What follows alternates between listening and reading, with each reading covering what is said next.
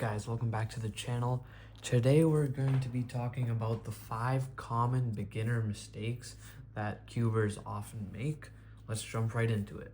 The first mistake you'll see a lot of beginners make is not using finger tricks. So for example, if I was doing an algorithm and I had to do this top move, I would do this if you were a beginner. And this might seem correct, but if you just think about it yourself, this or this is a much easier and faster way to do it. So let's say I'm doing an algorithm and I'm using all the finger tricks. Right here, look how fast that is versus me doing this.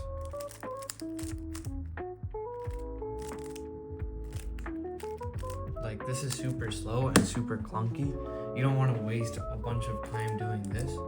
And also another common one that I usually see is doing this, which is obviously super slow. If you just do this is tons faster. And I made a full video on finger tricks that you should 100% go take a look at and learn them for yourself. It'll save a ton of time in your solves and algorithms. Next common mistake I see a lot with beginners is that not making sure that the cube is fully solved at the end. So if you've ever read WCA regulations or rules before, you'll notice that if the cube is, let's say, not solved by like one move, then that's added 2 seconds to your time. And then if it's like this, then that's DNF, did not finish. Just, I don't know why, because this is considered as 2 moves. But the bottom line is that you should make sure that your cube is fully solved so that you don't ruin your time by adding a few seconds. And sometimes it can be hard to know, and it's something that is hard to like fix, but you just want to make sure before you stop the timer that your cube is fully solved.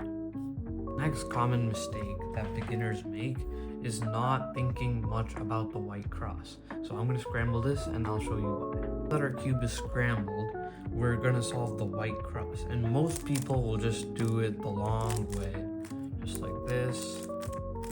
And it essentially takes up a lot of time, and the cross is probably the most important part for CFOP solvers out there, which is the method I teach on this channel. And you have to make sure that your cross is perfect and all, but knowing a faster way to solve the cross can save tons of time in your solves, because this is essentially the most important part of solving the white side, the white face. So doing cross practices just in general, just timing how fast you can do your cross, is a super helpful way to gain speed on solving the cross.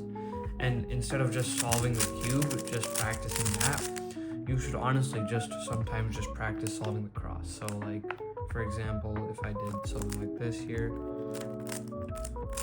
like this isn't super great, and this is definitely something, if you have a cross time like that, you definitely want to work on that. Our fourth thing is going to be cube rotations. So this is definitely the most common one out of all of them, and a cube rotation is essentially just turning the cube like this, and they are super easily avoidable. So let's say I'm just trying to solve this F2L right here. Okay, the average person should not be doing a cube rotation there. Now if I wanted to do this one right here, some people will just do this, which is wrong. You should do this. You're essentially doing the same thing, but you're essentially just not turning the cube. And same thing here, I would originally have to turn this, but I can just do this and solve it right there. Boom, it's that easy, and you just need to get into the habit of doing it so that you don't make cube rotations. And cube rotations waste a lot of time. And if you look at any other video that shows mistakes cubers shouldn't do, this will guaranteed be one of them, and it is that crucial.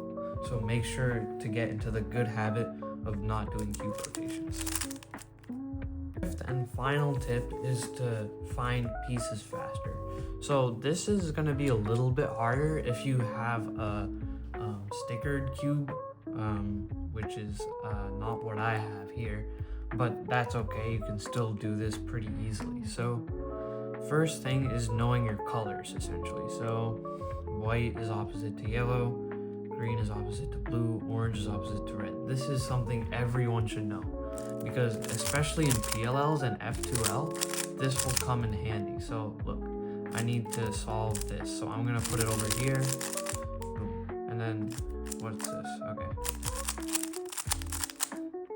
And then now this is where it'll be super crucial. This is blue, so I want to keep it opposite to where I am. So since this is green, I know that blue is right here. So I'm going to put it here.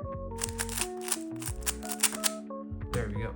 So that is super helpful. And even on a stickerless cube, even when, like, let's say I'm looking here, you can tell that this is red just by looking at the edge. And you can tell this is orange just by looking at the edge. You're not even turning it, but you already know what color is there. And that is why having a stickerless cube can be more beneficial. But with stickered cubes, you should always know your opposites. A bonus one, I was just thinking about this for a minute, is that when you're trying to achieve something in your cubing career, know what you're trying to achieve and do your best to achieve it. So, like, if you're trying to cut down to like 30 seconds, then work towards it. Don't just like not know what you're doing. Don't just randomly just practice and timing your solves.